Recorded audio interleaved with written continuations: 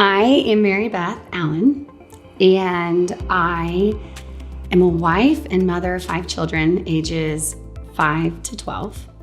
And I live here in Dallas, and I grew up here.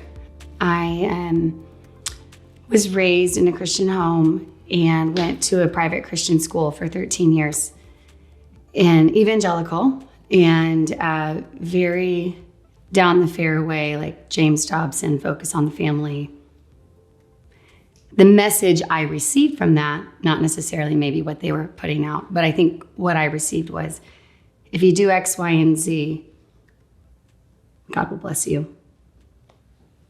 But it felt, the message I internalized was like I had to strive and be good and perfect to receive the Lord's love and blessing over my life. That he didn't just love me because. And in high school, we were taught like incredibly rich theology, and most of our Bible teachers all came from the local seminary, or they had gone through it. And so sometimes like you're learning what they're learning in seminary. So there was a huge blessing in that you're learning a lot and you're getting a really deep, comprehensive understanding of the scripture. The downside I now see is the instructors were taught cessationism, meaning that the gifts of the Spirit died with the early church. But it kind of really killed a lot of hope that I had in this Jesus I had been learning and had been taught about my entire life, right? Because you're told the miracle stories, we're taught all of these things, and then it's like, but by the way, miracles don't happen anymore. And so it felt kind of strange to hold both of those things in tandem. And then I grew up, moved away for school, moved back here with my husband after we got married and had our first son. And we were going to church, and by this point, like I knew Jesus intimately and was following him, but wasn't really acquainted with the power of the Holy Spirit. Beyond like to illuminate the scriptures, to convict, and to change me over time through sanctification. And by change me more into God's likeness. And so I remember sitting one Sunday and reading Matthew and reading what Jesus, is doing. And then him saying, like, if you have faith like this, if you follow me, if anyone has faith, like, you can move mountains. And I remember being like, Jesus, I believe you. You didn't mean this just for the apostles. You didn't mean this just for those who were around you at the time. And I want that. Like I was really desperate for something different. Throughout this process, the Lord started to show me very beautiful, amazing things and miracles and healings. I had back pain and back problems for over 17 years. And he healed me. He fully healed my back. The most healing thing to me in that moment was actually, I was in a room of like 300 people. And the folks up front, they were like, hey, like we've had some words of knowledge. And I'm like, what does that mean? And they're like, we just wanted to pray for people. We know for healing. And we're going to, list the things. And so he lists the things. And one of the things is, if you've had a chronic pain for 17 years, we want to pray for you. So I stand up and I get prayed for. And as I said, like the Lord healed me, like fully. I was pregnant at the time. And so when I was pregnant, that back pain was excruciating. And it fully left in that moment. But when they were praying up front, as we're all standing, because like everybody in the room is standing up who's getting prayed for, and everybody else is kind of crowded around them. And he was like, and one of you, I just see Jesus smiling down on you. He loves you so much. And I remember thinking, let it be me. Jesus, are you smiling on me? Please be smiling on me. And we go through the whole thing. They finish praying and they're like, okay, raise your hand if if you've seen any difference, would you please raise your hand or would you stand up? We would love to hear your story. And so I very trepidatiously raised my hand. And I'm like, it's barely above my shoulder. And they're like, oh, Mary Beth, we'd love to hear your story. And I was like, darn it.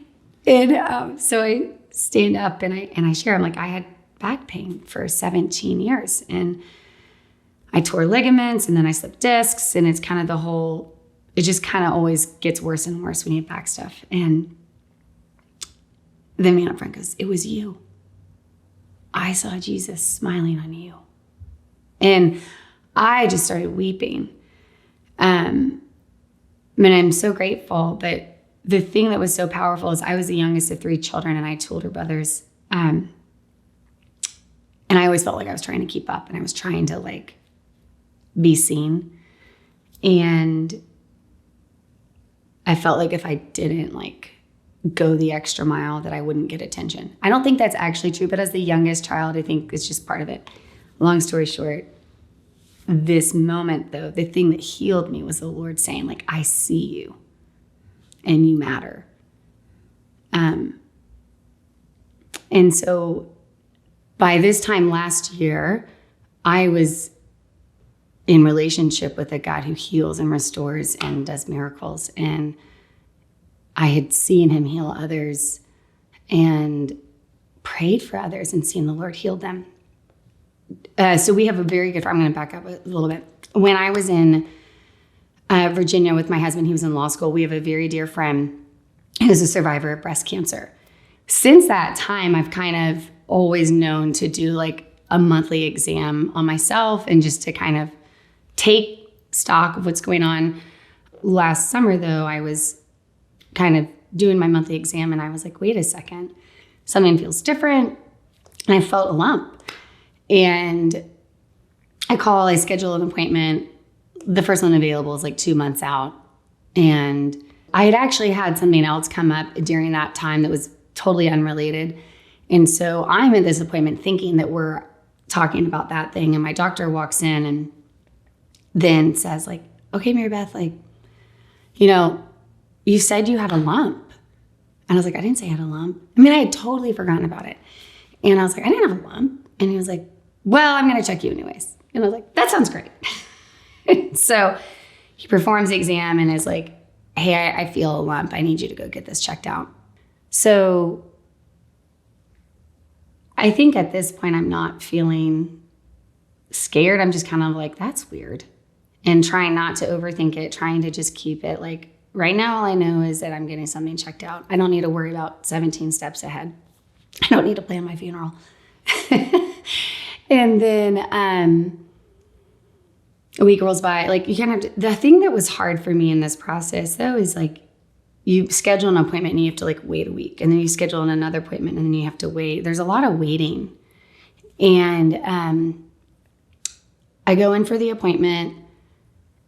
And I called Hunter, my husband, right before, and he prayed for me and was just kind of he was like, yeah, let me know if there's anything there. And we're thinking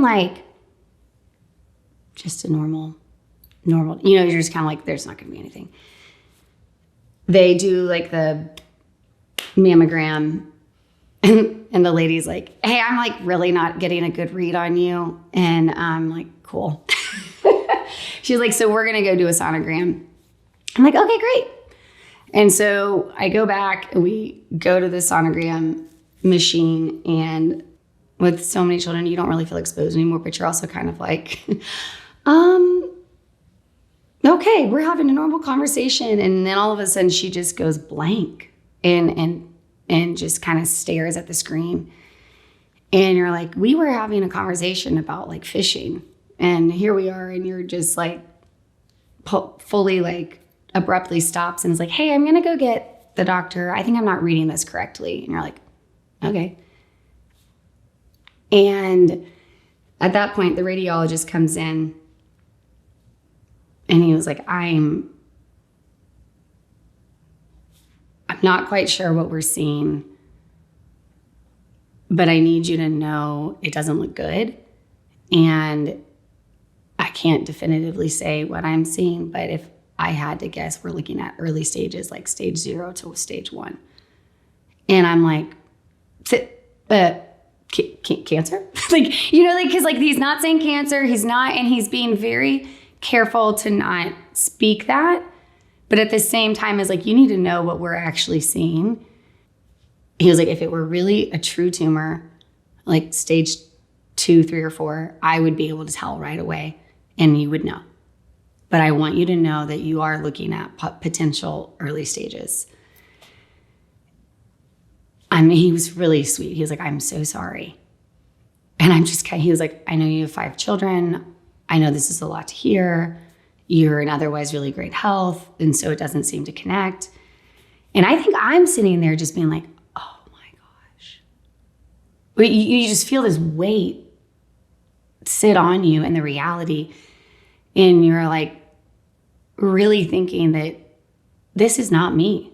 This is not happening to me. I get scheduled for an MRI. My doctor calls me the next day and he's like, look, I'm so sorry. Let's get you an MRI. It's like the gold standard. If you have something going on, it will light up. So I think at this point, we're still like, we haven't told our children, right? Because you're like, what am I going to tell my kids? We think mommy might possibly have cancer. And that's not, you know. And so there was this odd dance of asking the Lord, who do we invite in?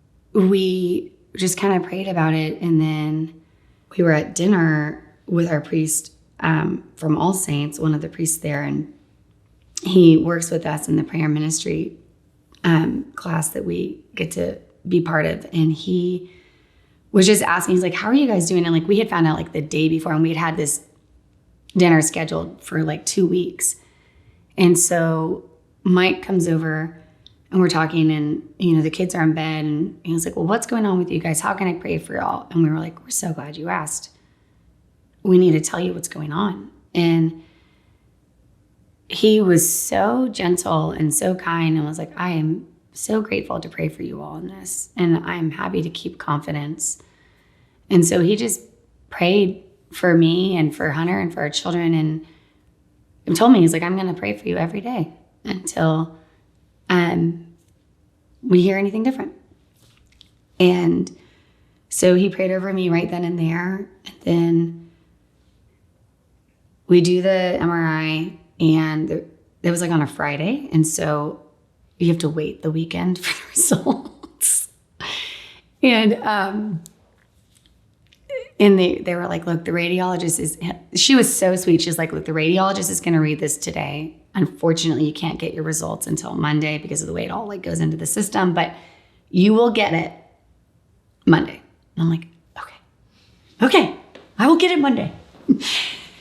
So Monday rolls around, and I'm sitting in my therapist's office, and we're talking about it. And she had been so great, like more of like a friend and not like a counselor, and was just kind of talking me through things. And my doctor calls, and he's like, hey, how are you doing? And I was like, I don't know. How am I supposed to be doing right now? And he was like, okay, I'm really sorry. It looks like you have lymphoma, and you've got a lot of the markers for it. So we're going to run some blood tests. We're going to get this stuff done, but we are going to get a full, biopsy on this and figure everything out. But we need to get you in like ASAP. It explained, I think, my weight loss. It explained why I was so fatigued, why I'd been having low-grade fevers. I mean, all the things. Like, I had all the markers except for the blood work because we hadn't done any yet. And our friend Mike, our priest who was praying for us, was pretty funny. At one point, he's like, I'm just praying that there's nothing there. It's going to be free. It's going to be fully clear. You're going to go in and they're going to find nothing. And I was like, Mike, that's like really funny, but no. I like totally shut him down. And I was like, I really appreciate that. That's really nice of you to want to pray that, but no. He was like, well, I'm still going to pray that for you. And I believe the Lord really wants to heal you. And I'm not going to give up. And so I'm in my house. the kids are at school that day. And as I cross the threshold into our living room, it felt like someone had taken a cloak off of my body. And I look at my game table. There's no one in the house. It's me and my dogs and the Holy Spirit. and I go, I think I'm healed. I just out loud, I was like, I'm well. I kid you not. It honestly felt, when I stepped across the threshold, I felt something pull off of my body. And I felt this weight just removed. And I have my arms like paused and I'm like staring out. I'm like, oh my gosh, I think I'm healed. And it's the day before my biopsy. And I'm like, is this real? Is this, you're kind of like, I have no indication that anything has changed. And I go back because I set my phone down in the other room and I heard it buzz. And so I go back to get my phone and I look down and Mike has sent me a message and he's like, Mary Beth, I was just praying for you. I want you to know, I just prayed and I really think the Lord has taken this away. He's going to take it away. And I'm like, he did take it away. Oh my gosh. But I also am like, do I say something now? I don't know. Do I say, you're kind of going back and forth in your head. Do I respond? And so I just say, thank you so much. I think he's going to take it away too. Like, I think I couldn't even say. And so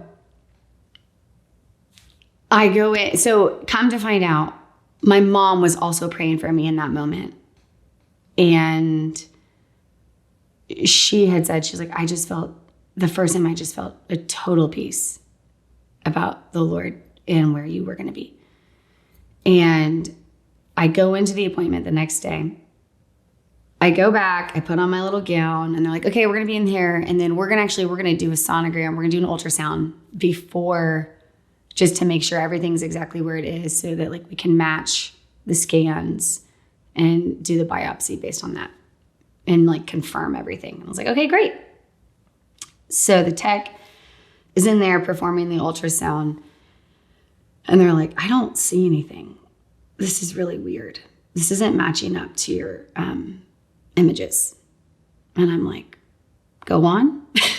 Tell me more. And they're like, it really is not, it's like not, I can't see anything. Let me go to the other side. Cause like there was right and left sides were impacted and they were going to do biopsies on both sides. And they were like, let me go to the other side. And they're like, there's nothing. They're like straining to like find, and they're like ramming it in, like, come on, you gotta show something. It was just really fun. You're like, okay, there's clearly nothing there. And now I'm in pain.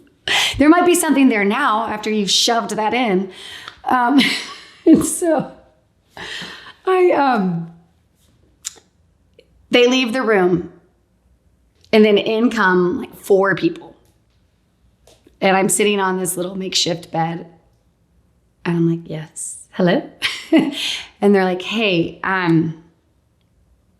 we're here to tell you that we can't find anything. And so we're not going to perform a biopsy today. Yes. And I'm like, my jaw is dropped. I'm like, what? And I'm like, surely not. Didn't you see those images? And like, all we can say is you must have had bad imaging. There's no, it fully does not match. What we are seeing today and on the screen bears no resemblance to the images that we have. And they're like, maybe they like zoomed in on a blood vessel or something, It was this funny thing where they're trying to like explain the differences, like, oh, there was bad imaging. I'm like, you guys are the ones who did the imaging.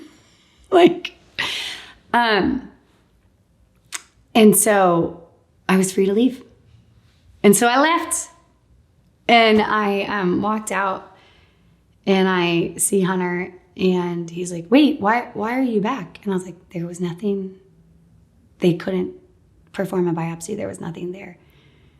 And he's like, oh my gosh, this is so great. And I just start crying. And I just like sat in his lap in the middle of this big room with all these people. And I just bawled. And he goes, why are you crying? I was like, I think it's relief and it's gone. Like, it's just like the nightmare is over. And I'm so grateful, but it was so crazy. And it was this moment where it's like, I would love to like just jump up and down and be like, yes. But I felt just more of like, I think every emotion that I had been holding back and repressing and not like, I could just let it go. And it was truly miraculous. And so I sit here today and it's totally clear and nothing's come back. And my doctor was like, okay, well, I guess he was really funny. He's like, well, I guess that's that. You're like, guess that's that then. There's nothing there. I was like, well, see you in a year. See you at your annual. And that's it. That's just kind of the end. And I'm really grateful. And I really have felt so much better. And I really did feel so much, much better that day when I walked into my living room. And at that moment, I mean, and so I called my mom and I told her, and she was like, I was praying for you yesterday at 2:00. And I was like, Mom, at 2:00, I walked into my living room and I knew I was better. And it was just this beautiful thing of like all of us, you know, my friend Mike was praying, my mother is praying, I know other people were praying, but the synchronicity of it all happening like at the exact same time. And my mom was like, I really prayed. I really felt the Lord say like, I've got it. It's going to be okay. And not like it's going to be okay because I'm there, but just like, it's fine. She's going to be fine. And she was like, I knew you were going to be fine. I didn't know what that meant. She's like, I didn't know it was going to be like this fine. I was like, I didn't know it was going to be this fine either. But yeah, so I'm so grateful. And I'm so thankful that the Lord came in and healed me and restored my body, but also it's so much more than we could ever fathom. And there are more stuff in there. But I think even like I have a good friend who struggled with a heart problem. She'd gone on a mission trip and came back. And as she returned, she had a heart attack. And she was in on this process and knew our story and knew that the Lord had healed me. And she had people praying. She asked me to pray for her when this happened. She was having to meet with heart doctors. And she said she woke up one night and she felt better. And she felt the Lord had healed her. And she looked at me and she goes, had I not known your story, I wouldn't have thought this possible. And I was like, wait, really? You're kind of like, really? And she's like, God is still in the healing business. And not only did he do it for you, but he did it for me. It just was really sweet to see that like, he really does, he wants to heal us.